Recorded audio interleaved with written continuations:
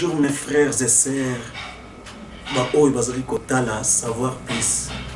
Savoir plus, c'est une émission très importante. Ezali émission éducative. Oyo elingi kotalisa mutu nyonso. Loleli nini oyo ako servir nzambe na ye. Confusion ekoti makasi. Lelo tokotalisa musali na nzambe moko oyo auti na Angola. Akoloba mingi sur likambo ya dîme. Savoir plus pe à poser la question concernant dîme. Dîme ezali nini. Confusion ekoti penya makasi. Nazana mingi akoloba te bolanda pona connaissance pe bo comprendre eloko nini alingi koloba esika wana. Bonjour. Tomonio awa mais tolingaki nanu se présenter supposana pe uti wapi. OK. Ngai kombo na ngai apostole Lorenzo Francisco. Naza angolais. Naki awa ko visit. Et yango kalate sengel pe na zone ko musalam ne peza ko mboka na. OK. Na Angola ozana église bien osambelaka quelque part mais oza pasteur kun église ezali na ba robalaka bina sukano na kati lwana. OK, tomonia otei makambo donc exactement très efficace donc ils appellent rare na ba église mususu o ko répéter o koki ko zongisa makila te to koki ko sopa makila te. Donc c'était une question. Oui. Alors ce qu'on a l'ingaki sikoyo ou éclaircir na bato bazota la yo na minute yo. Qu'est-ce que vous voulez dire par là? Na limina lo ba par là que tous en une convention biblique. Puisque s'il y a la convention biblique, tous on a tous en mot Bible na kati. Bible ndenge zaliwana na grec lingo lo ba ta biblia qui veut dire bibliothèque qui est l'ensemble des livres. Alors c'est que la Bible est un livre sacré. En dehors de la Bible en tant que livre sacré, tout appelle un livre anatomie, géographie, botanique, zoologie, mathématiques, histoire. Ils appellent un livre. Mais tu dois comprendre qu'en gros, il y a deux livres. Il y a le livre sacré, qui est la Bible, tout appelle un livre où ils ont la connaissance du monde. Mais bien que tu ne pas si les sciences, ils ont une zambie. Par exemple, un médecin. Premier médecin ou opérateur à côté du faculté médecine. Au lobby que ezali convention biblique. Mais ce que tu l'as qui to comprendre très bien parce que ezaba tu mususu basambe la ka lobby que le sang de Jésus-Christ nous protège, que le sang de Jésus-Christ nous accompagne partout. Mais bato oyo basambe la lolenge wana bato oyo balobaka ndenge wana le sang de Jésus-Christ est sopana isika oyo. Est-ce que bazali bon l'erreur ou bien expliquer personne. Non, il faut dire que dans la Bible, il y a l'écriture et il y a aussi l'écriture inspirée. Puisque oui, c'est vrai que Makila est une des obates la vie. Mais la Bible dit que la gloire de Dieu, c'est de cacher les choses. Mais la gloire du roi, c'est de sonder. Et puis, ceux qui toquent dans 2 Corinthiens 3, 6, Bible dit que la lettre est tue, mais c'est l'esprit qui vérifie. Ceux qui veulent dire que Makila est besoin de protéger, il faut démontrer. Puisque dans 2 Corinthiens 11, 4, Bible dit que ceux qui battent le Yesu tout est qui est bon du matin, c'est que Yesu n'a pas un Makila. Il faut différencier biso. C'est que na bandimi oyo bazoyo kasko oko yebisa bango selon Bible et selon connaissance oyo zanam. Bon, le problème c'est quoi? Il faut te belo komoko que Bible ndenge ezali wana ezali makomi oyo tozokuta na kati ezali nde pensée ya nani ya Nzambe puisque l'être nyonso ezaka na pensée à hauteur hein. Or na kati ya Bible toza na pensée ya Nzambe selon Isaïe 55:8 makanisi ya bato na Nzambe ke ekeseni. Alors na pensée ya Nzambe tant que tozali koloba likambo tali makila ekeseni pe na makila oyo tozoyikola na wapi na classe. Tous exemples. Ceux qui battent le but qu'ils allaient kaka makila wana tondimi. Mais sikoyo batalisa biso nanu verset oyo bible lobi ke bozongisa makila te toza na posa tozwa verset wana mais na Genèse chapitre 9 verset 6 kuna bible ezolobaki oyo akosopa makila ya moto makila nde mpe bakosala bakosopa yango moto wana azali elingi ya nani mais tozomona bato baboyi kozongisa makila mais bazosopa makila sans le savoir ntango ozokende kosasa analyse Goutte pèse par exemple, maquiller ça. Ou bien tant bazo peut se faire tonga kaka. Et bien ça veut venir que médecin to infirmier azarana koto pas penser maquiller. Or ça interdit maquiller so pan. Nango siko à partir on a déjà le code nous en convention biblique, c'est convention biblique ezali, convention et anatomie et biologie pesani. Ezali. Mais biso siko to zana makambo tali science de Dieu ndenge Romains 11:33 lobby. Et puis science on ezali ko délivrer puisque le logo za la médecin les locaux sont techniciens, les locaux sont là, n'habité chimiste, mais ceux qui sont aux Anamaïl, mais Maïl en Zambé, quand tu nous as dit, on va avancer.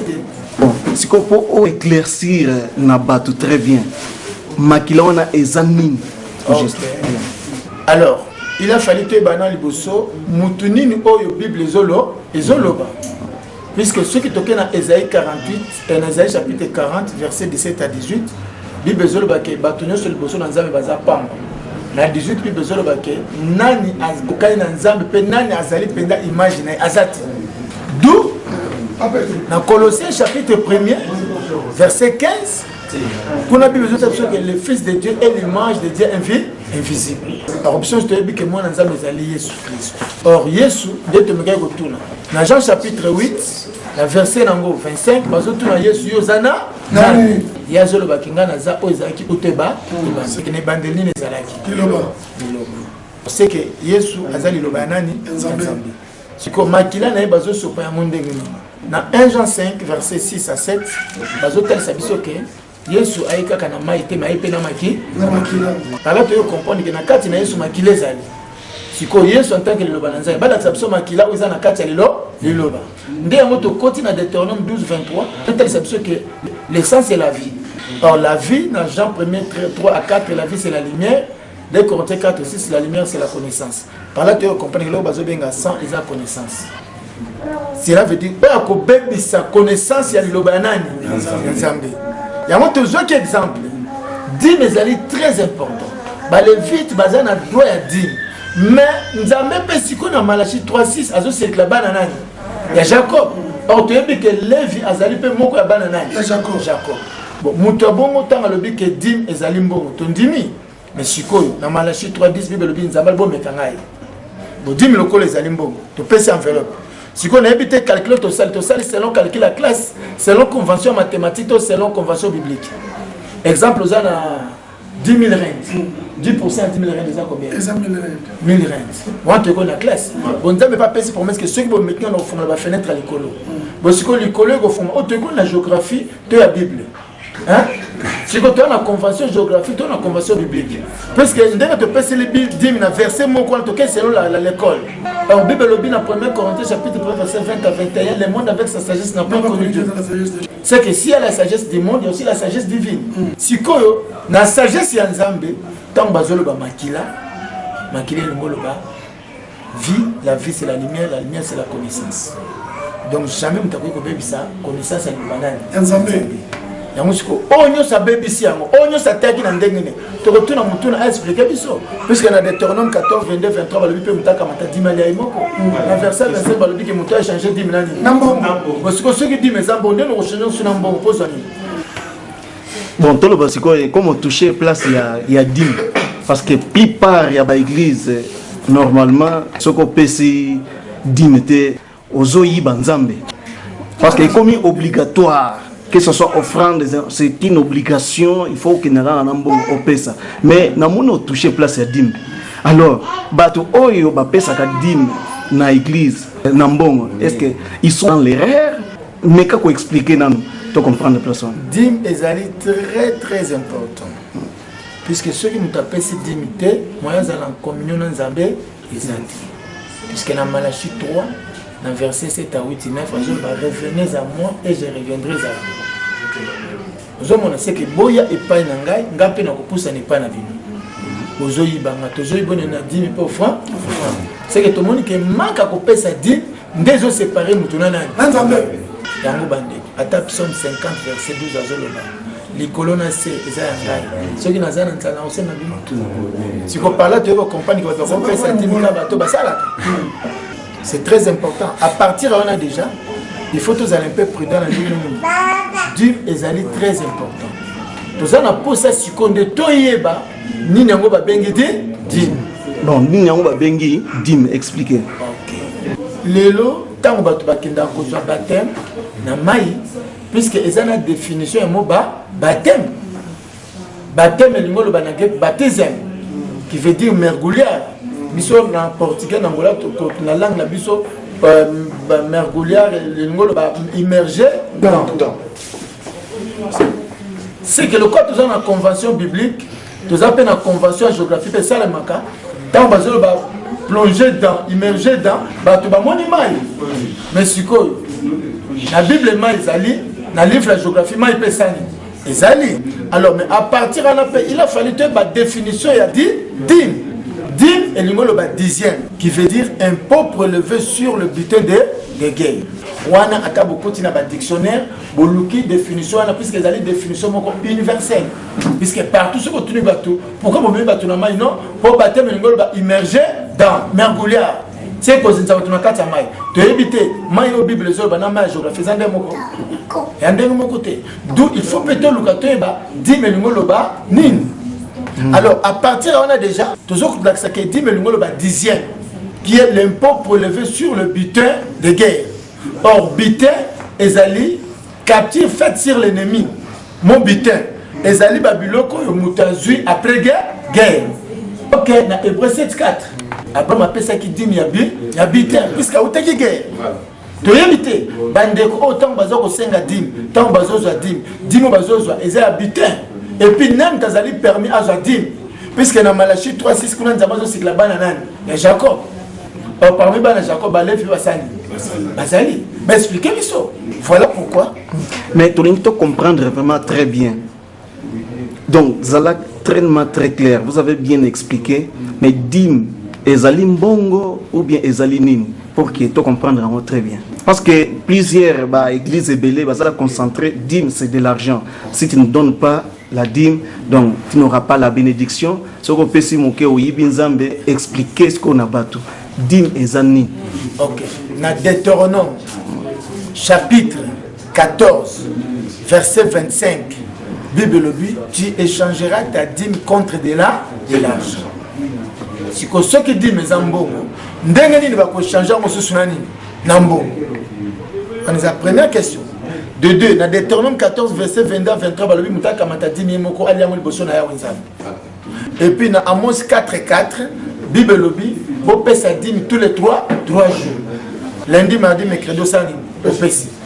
Jeudi, vendredi, samedi, sani, au Pessi. Moutona au Tikanani. Donc, dîme, toujours le bas, est très important. Dîme, est zambo. Mais il faut que la Bible, le mbongo, na ba livre ya économie, bazolo bela kamotali mbongo. Parce que nous sommes le kamotali salaire, n'est-ce pas? Or salaire est année. Et ça revenu à Moutou après avoir que ça la moussa, il faut pas foutre, n'est-ce pas? Mais alors si quoi, dans Romains 6:23, on parle pas sur le salaire. Donc on dit que tout ça le salaire on peut peser à 4 années. Il y a Bible. Tout ça la convention et la législation socialité, mais tout ça la convention biblique. Puisque dans la législation sociale, tout ça le kamotali un travailleur nanani, un patron. Là tout ça le salaire on a. Puisque ceux qui ont un salaire, il y a que les gens qui travaillent, ils vont payer ça. Mais bien que vous payer ça, ils vont ça peut bango. Puisque nous avons fait promesse que bon, mais quand ceux qui vont maintenant dans le fond, ils vont faire des traînées. L'écolo. On a l'écolo, tu es écolo à Ango. Bala Sabiso. Et puis, il faut te payer ça, mais pas un an. Et pas un zambé. Il faut te payer au Bible dans Philippiens 3:19, nous avons les boumou pas sani. Azali. Dans 2 Corinthiens 4, dans verset 4, dans chapitre 4, verset 4, tous ont mon anime. Tous ont mon appel que nous avons payé à Mukilo Passani. Azali. Mais ceux qui toquent dans Psaume 113, dans verset 3, 4, 5, 6, bazotalisa biso ke eza na nzambe avandaka na likolo ntango azotala na se azomona likolo na nini na se totanga yango du lever du soleil jusqu'à son couchant, le nom de l'Éternel soit célébré. L'Éternel est élevé au-dessus de toutes les nations. Sa gloire est au-dessus des cieux. Qui est semblable à l'Éternel, notre Dieu? Il a sa demeure en haut. 5. Ok. 6. Il abaisse le regard sur le cieux et sur la terre. Il y a vandaka na wapi na likolo soki atali na se azomona susu nini likolo na nini na se bon na Philippiens 3:19 Bible le béni. Leur fin sera la perdition. Ils ont pour Dieu leur ventre. Ils mettent leur gloire dans ce qui fait leur honte. Ils ne pensent qu'aux choses de la terre. C'est que ceux qui nzambe avandaka na likolo azotala na se azomona likolo na se azali c'est que ça pena nzambe ya libu. Or, Romains 14, 20, 21, balobi kobebisa musala nzambe te pona kolia na. Siko to monde devant biso ke nzambe afandaka na likolo azali, o azotala na se, azomona pe likolo na se azali, nzambe ali bomu pasani. Toza pe na nzambe na 2 Corinthiens 4:4 azozipa bato misu po mona gloire anani te. Or, dis me photo pesa ngwe pa nzambe parce que c'est très important. Lévitique verset 30 balobi ke c'est une chose consacrée à l'Éternel. Siko qu'est-ce qu'elle a dit? Qu'est-ce qu'elle a dit? Yango siko ce qui t'otangi, dans mon candidat à Zacharie, chapitre 1er, versets 3 à 4. Ainsi parle l'Éternel des armées. Revenez à moi, dit l'Éternel des armées, et je reviendrai à vous. Non, non, passage au verset. Dans Malachie 3, 6, 3. Ok. En quoi devons-nous revenir? Dis le Père offrande. Ne soyez pas comme vos pères, auxquels s'adressait le premier prophète en disant: ainsi parle l'Éternel des armées. Détournez-vous de vos mauvaises voies et de vos mauvaises actions. Mais ils n'écoutèrent pas, ils firent pas attention à moi, dit l'Éternel. C'est que le Seigneur va revenir dans mauvaise voie, dans mauvaise action. C'est que tant que nous avons voisin les gens zélades, c'est que les gens zélades vont vendre comme ça Nicolanda. La Bible le dit, Jésus c'est le chemin, la vérité et la vie. Aujourd'hui, c'est que Moutou Azan aliloba o asala kanini ayokaka azapena pratique alilobo ya ça asalilaka. Donc dîme est très important. Il faut topé sa dîme, mais tant que topé sa dîme, il faut payer le colo sani. Si le problème est ça boy, les colonies ne kofo et kofungwama parce que dîme topé c'est physique. C'est le calcul ya classe. Il faut payer le colo pé salani et fou et fungwama. Si les colonies nin, c'est très important. Le problème est que les colonies ne confondent pas. Puisque les gens qui sont vendus dans nini. Azota la ntama tena sa zomo na nini. Amu les colonies nasi. Parce que nzamba li bomu yena la kipana makambara ya se. Botani na kendo kozwa fongola ngwa kendo kofongola liko fongola akeno fongola nini. Likolo. Donc kokabela basali ya nzambe, nous devons savoir une chose, dans une communauté, il y a l'organisation, il y a aussi la doctrine. Hein? Kokabela mosala ya nzambe, avion, bateau, ndaku, diamant, or, kwanza, ou bien rente, et ça m'a bêté. L'organisation, c'est le matériel. Ça, c'est l'organisation. Mais la doctrine, c'est les camusous. Puisque tant que le baquet dit, donc, c'est très important, il faut que nous s'appelle ça dit. Donc, par là, tu vas comprendre que dit, ezali, et le quoi ils ont kabola mutuna nzambe. Si tu retournes la question, ni les kabola mutuna nzambe. C'est quoi ça? Mais dit le plaisant bon, non? Mais quel type est bon? Il y a un bon. Donc, on a Romains 11, 12. Tanga. 12. Or, si leur chute a été la richesse du monde. Ok, si leur chute a été la richesse du monde. C'est que chute les animaux. Kokoyet. Tant mtazo quoi c'est kazana nini? Les sommes va benga moni. Richesse. Attends en Romains 6 23 bazolo bake. Masumu ekofuta kambongo. Hata lingala mbongo yango bobele ko kufa. C'est que ezana mbongo o sengeli to sala nini? To pesa poto za la libérer. Siko eloko ni le kabola mtuna nzambe. OK, tango zana péché kati na c'est que zali na richesse. Toi, au gros, ça nous pèse $, et bah, kwanza, bah, rente. Hein? ozopesa yango ebele mais na kati no kindoki ezali na kati no escroquerie ezali na kati na yo oza na bakisi sikoyo nzambe azotala mbongo wana to azotala na kati premier Samuel 7 elobi nzambe atalaka te elobi batalaka bato batalaka na libana mais nzambe atalaka na wapi na kati donc dime elingo loba nini elingo loba mabe mabe nana koki kopesa mabe ezaka bato bakendaka kompagnie na banani na bato basalaka te ozomona sikoyo soki par exemple sikoyo tolobi ke eza mbongo ka bato bake soki mpo okota na bokonzi ya koso oza na lare te okota te mais wana yebake moto azozwango nzambe ya libu alors or na église soki libuma paster comme nzambe na bino eza problème dime eza très important dime eza mbongo mais mbongo na ndenge ya bible totangi na Romains chapitre 11 verset 12 non dime eza mbongo ntango moto aza na kindoka aza riche si ntango oza na biloko wana faut pesa yango faut otika mpo likolo esani efungwama puisque ntango kofungwama kozala rempli ya babénédiction spirituelle Ephésiens chapitre 1 verset 3 lobi yango. Béni soit Dieu, le Père de notre Seigneur Jésus-Christ, qui nous a bénis de toutes sortes de bénédictions spirituelles dans le lieu céleste en Christ. Ok, sikoyo à partir wana sikoyo tozomona déjà que nzambe azali kobénir biso na babénédiction spirituelle bénédiction moko céleste sikoyo toke tozonga ozala na babénédiction spirituelle to ozala béni spirituellement ozala na babénédiction spirituelle céleste ozwa yango ezala ebele il faut pesa kwanza faut pesa rente faut pesa nini omoni teke soki ozalaki na kisi bapesa ko condition ekisi moto asali te amona te mayo nde ezoprotege yo soki sikoyo moto ebungi antuka vino pesani ebebi ça faut que mosala ozonga ozala na kimia ozotala sikoyo même te ezoprotege to moto ezoprotege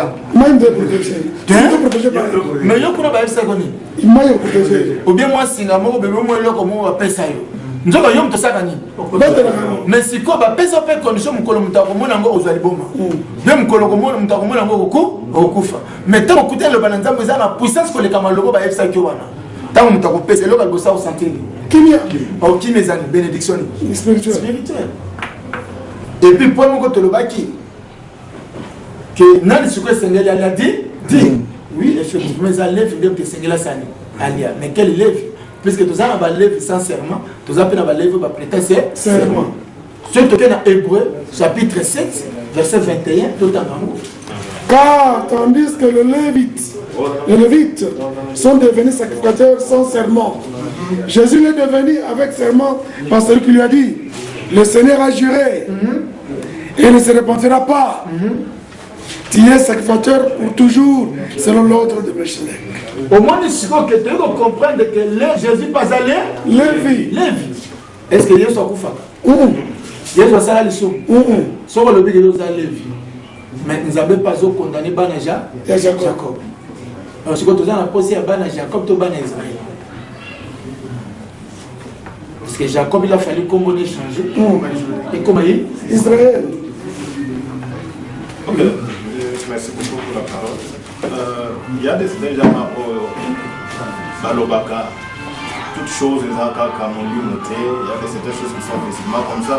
Même si on parle des dîmes, dans le sens aussi physique comme ça, les gens doivent être bénis physiquement comme ça. Okay. Physiquement comme ça. Donc déjà, ça dit quand ils donnent l'argent, dans leur tête, ils espèrent que non. Après, physiquement comme ça, nous devons être bénis. Alors comment vous leur dites que toi, non, yo, raisonner dans le sens charnel que non? Parce que on ne peut pas le baboyer.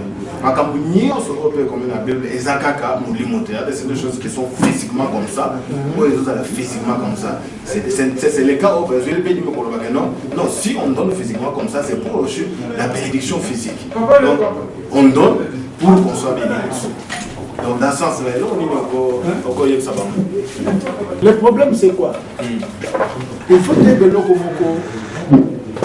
dim tobo yango te dim ezali très important. Mais le problème est allé mourir. Bible le dit bien que nous avons dit que bon meka, ceux qui bon meka la dit, ngai pe na kofongola ba menini c'est likolo, na kopambola bino pour kozanga pele sika ya kotia biloko. N'est-ce pas? Mais toujours on a préparé enveloppe na ye a pesi.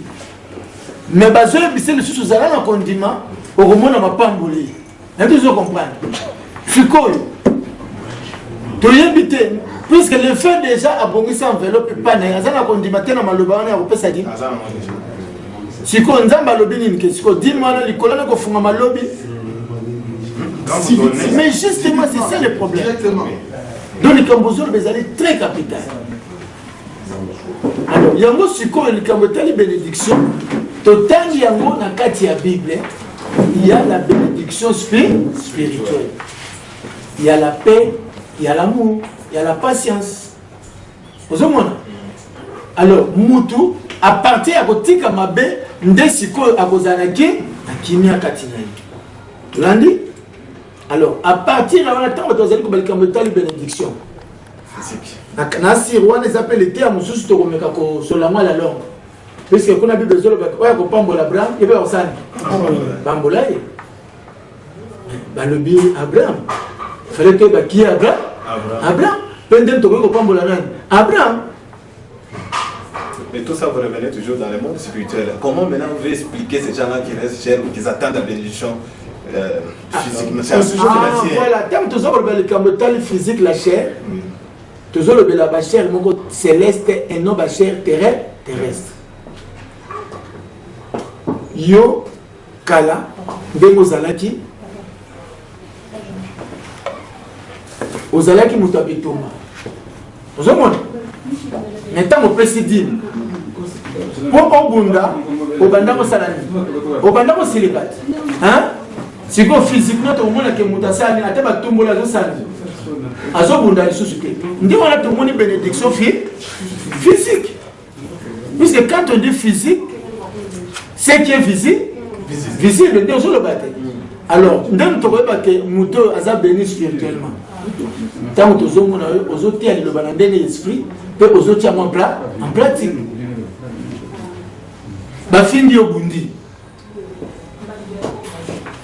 Au tien de poison. Tant que nous avons sa poison, aux autres poison, c'est qu'il y a 4 noms les années. Bon, on a déjà des années. Et ça richesse. Donc physique au Bible zoloba, na physique au bazoloba, ils ont bloqué balé que c'est. Ozona, ils ont bloqué balé que c'est. Prévenez que le cambazoloba semence. On dit mais ça c'est écrit. Mais c'est quoi? Tant que je vais le camber les semences. Tous exemples. Qui va s'aimer? Ce sont les croyants ou le serviteur de Dieu. Serviteur de Dieu. Nous sommes serviteurs de l'échange. Parce qu'il y avait ces mères qui étaient sorties pour s'aimer. Mais le lorsque tu as s'aimer, puisque tous ont atteint la classe. Quand on parle de la semence, on voit quoi? Graine, non? Bon, graine, la Bible Benyamouni. Dans le livre 8, 11. Hein? Voici ce que signifie cette parabole. La semence, c'est la parole de Dieu. Ah, la semence, c'est la parole de Dieu. La semence, c'est la parole de Dieu. Alors, ceux qui se copient pour le but de tous ces mêmes locaux, dans l'acte 7. Ne vous y trompez pas. On ne se moque pas de Dieu. C'est ce qu'un homme aura semé, il émotionnera. Je peux continuer? Si. Celui qui sème pour sa chair, mentionnera de la chair la corruption. C'est le bâtiment sur le semé blonde. Bon. Ndako mbongo, c'est physique, c'est spirituel, c'est physique. Mais ce qu'on le fout, c'est dans nos années. D'accord? La corruption. La corruption. C'est que Bazab a fait. Dis, mais c'est très important. Donc, tout ça, pour ça, il y a des questions. Pour tout ça, éclaircissement. Pour Bible le Bina, aux 4 et 6, les bottes à l'anglais, c'est-à-dire qu'on aux Koyeba. Jean 17, Bible à la vie éternelle, les années, te bas 3 années. Baye bayo. Nzambe moko, na mwana yo. Or, objectif principal de Bazab pour l'église, pour avoir connaissance. La parole de Dieu qui est la vie éternelle. Dès ce que connaissance soit le reçoit, attends le plus que le lot, ceux qui ont au salon économique, bah vous savez le prière aux à la directeur de la finance de la compagnie. Mais pour la directeur de la finance, il faut ça. Au côté couronne. Mais ce que tant que nous allons directeur de l'économie, il faut le banzambe za 4 non pour y va bon à l'état. Tout le monde aussi quelle est la différence entre dîme et l'offrande? Ok. Dîme, ndenge toti koloba, ezali eloko ezokabola mutu na nani na Nzambe. Offrande sur toke na Hébreux 13-15 bible ezoloba nini? Offrande sans cesse à Dieu, un sacrifice de louange, c'est-à-dire le fruit des lèvres qui confessent son nom. Donc offrande ezalaka na wapi? Non, lèvres. C'est que mutu alongola nanu pensée charnelle evanda kati na ye mpona liloba nani ya Nzambe atika mpe koloba yango na ndenge ya mayele ya bato. Dîme ezali connaissance evandi kati, offrande eza maloba oyo ezobima. Ozolanda c'est que tant opesi dîme olongwe na ignorance ya parole, connaissance charnelle oyo ezali kati na yo, c'est qu'il y avait un esprit charnel na kati na yo. Olongoli yango mabe wana olongoli nde okoyeba pe kolobela bato liloba na ndenge se esengeli, puisque Nzambe azali esprit esengeli liloba ne tema na ndenge na molimo. Donc il faut toyeba ke kokabela basali ya Nzambe, kopesa bango mbongo, kopesa bango ndako eza mabe te, eza normal, c'est une organisation. Mais dîme eza eloko ya Nzambe. Mais soki balobi ke dîme eza mbongo likolo mpe ntango bazopesa efungwama. Soki balobi ke dîme eza mbongo tondimi balakisa biso ndenge nini moto akoki kolia susu dîme ye moko na Deutéronome 14 verset 22-23, na Deutéronome 14-25 bible balobi moto aéchange dîme na mbongo. Na 26 balobi ke asoma baliqueur forte, asoma ngonga asoma bameme mpe asepele na libota na ye. Et puis na Amos 4-4 bible balobi topesa dîme tous les 3 jours. Baexplike biso. Donc nous allons poser la question. Nous allons poser la question. Numéro de téléphone ezali 00244 924 083 481. Mon officiel ezali 00244 914 63 76 79 apôtre Lorenzo Francisco. Ok. Nous ne comprenons Angola, pas. Luanda. Ok. Tu comprends, selon votre explication, vous avez dit ici que Kokabela, pasteur, et ça n'a pas bêté. Tout ce que vous voulez au PC. Mais constat, na kati na l'église, ezali soko pesaka donc offrande te comme bongo ozali modi don Nzamba ko pambola yote. Mingi balobaka jamais okoya na ndako ya Nzambe maboko pamba. Ozoya na ndako ya Nzambe donc yaka na mbongo. Soki musala ba futio il faut opesa pe dîme na yo 1/10 opesa yango. Dîme eza lokola tango kopesa Nzambe pour ba bénédiction et banda koya na génération nyonso descendance na yo nyonso tout ça. Alors donc ce sont des pour que expliquer bateau pour comprendre très bien parfois ils a ignorance ou bien ils a ignorance parce que makambo eza ebele tozo comprendre les sous-soutés sans il y a christianisme il y a wana tulinga to comprendre. Ok. Puisque tant toujours le mot christianisme toujours le mot Christ na kati. On a 1 Corinthiens chapitre 1er dans verset 23-24 besoin que Christ c'est la puissance et la sagesse de Dieu. Parce que la sagesse de Dieu c'est une sagesse spirituelle. Alors exemple le Cambolobi à offrande. Tu vois mais Lévitique 2:13 Bible le dit que vous pouvez offrande na Mungu. Si on a une personne qui va vous expliquer Mungu va vous offrande, tu vas vous expliquer sur offrande na Mungu. Et puis les lots. Ceux qui vont le dire que dîme, tu peux savoir pasteur, c'est faux. Puisque la Bible dit dans Malachie 3 dit que apporter à la maison du trésor toutes les dîmes afin qu'il y ait de la nourriture dans ma maison. Et en gros, ce qu'il fallait que dans une maison à trésor, ils allaient kawapi, pour que l'eau ils allaient dans Nzambe. Or, tu as vu la Bible dit Nzamba celle qu'on a scène Acte 24 avant de rater Nzamba et tomber dans beaucoup avant. Vous voyez et en gros, tu as vu que dîme ceux qui allaient m'bo tondimi, les colos pesani et font. Le problème c'est quoi? Nzambe bazali ebele Nzambe ali bumwasani bazali Nzambe po afandi na wapi na likolo na Psaume 113 verset 5 à 6 azotala na se azomona likolo na se pasani azali siko batunde siko bazopesa dîme selon bango na Nzambe ya libumu na Philippiens 3:19 tina 20 Nzambe na bango libumu na bango bakansaka makambo ya likolo te mikaka makambo nini ya se ozona da papa. Donc dîme ezali très important. Philippiens chapitre 3 verset 19 à 20. Kuna bazolo ba kinzamba libumu azali. Yango bandeko Romains 14 20 le bini tota nango. Pour un aliment ne détruit pas l'œuvre de Dieu. OK. À la vérité, toutes choses sont pures. Mais il est mal à l'homme quand il mange de devenir une pierre d'achoppement. Donc Christ et nous la sagesse et puissance en acte. Nous avons la sagesse et puissance en âme. Parce qu'à ta proverbe, Psaume 30, 37, il dit que les lèvres du sage annoncent la sagesse. Tu as la sagesse du monde, tu as la sagesse céleste. Et Seigneur, tu as la place pour nous sangana. Et je sais que bon. Pasteur, kosungaye, kopese mbongo, kopesa ye avion mutuka, c'est la possibilité à bandimi. Et ça m'a bêté. Ceux qui pèsent, il n'y a pas un problème. Là, c'est une organisation. Et ça dépend de leur volonté, mais c'est leur possibilité à nous. Ce n'est pas une obligation. Mais dîme est très important. Dîme, il faut tout payer. Il y a un autre lobby, ceux qui disent mes ambogos. Deutéronome 14, verset 25, Bible dit que tu échangeras ta dîme contre de l'argent. Si tu as sa biso, dîme au place va se changer mon ami. Non bon. Donc, offrande, au Bible zoloba, et c'est là comme sous. Donc, au pèse offrande, est très important et comme ami. Il y a un autre temps qui a Lévitique des 13, Bible dit que le Seigneur va pèse offrande dans mon.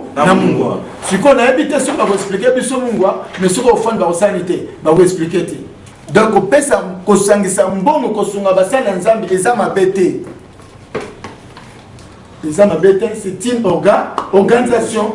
Doctrine est comme Moussoussou, organisation pesée comme Moussoussou. Mais ce qui est important, c'est les alliés de doctrine. Or, bateau, la doctrine, ça peut placer moi au Sangal.